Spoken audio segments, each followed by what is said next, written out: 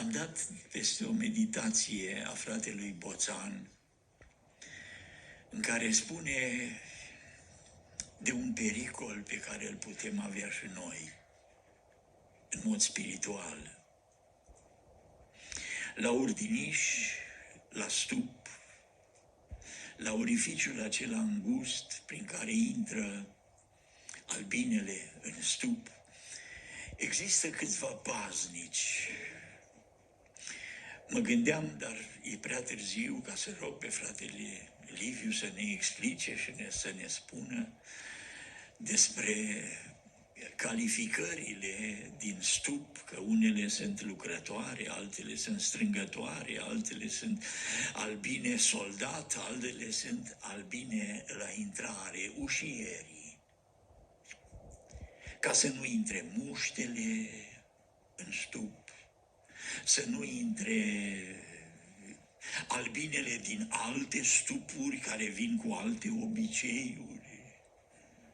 Și fratele Boțan scria în articolul lui despre pericolul acesta, că uneori moliile intră în stup.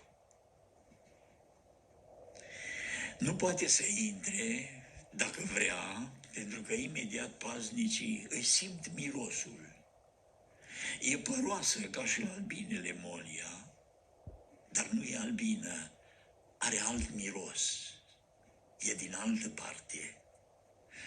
Și atunci, dacă molima aceea, cu șmecheriile pe care le are, stă deasupra urdinișului, răbdătoare, și albinele vin cu polen și intră și ies și iarăși, activitate toată ziua.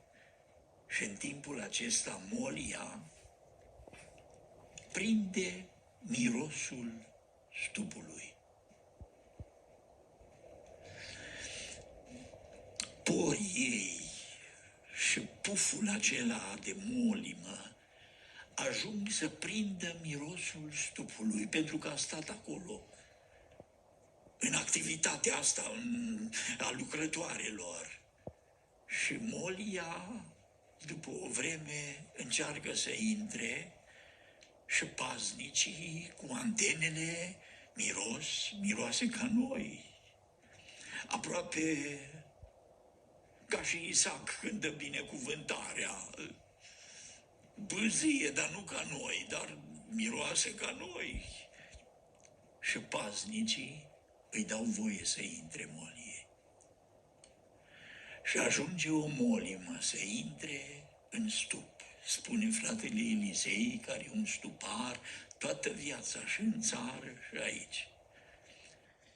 Ajunge o molimă să-și pună puietul acolo în faguri. Și fagurii aceia nu mai dau albine, dau molimi, moliile. Și moliile umplu stupul și gonesc albinele care nu mai pot să stea și stupul moare. Pentru că a intrat o molimă din cele care nu e albină. Învățătura e clară și simplu.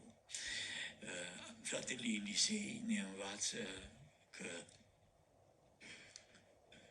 dacă suntem ai Domnului, atunci să trăim ca Domnul și să fim cu adevărat copii ai Domnului.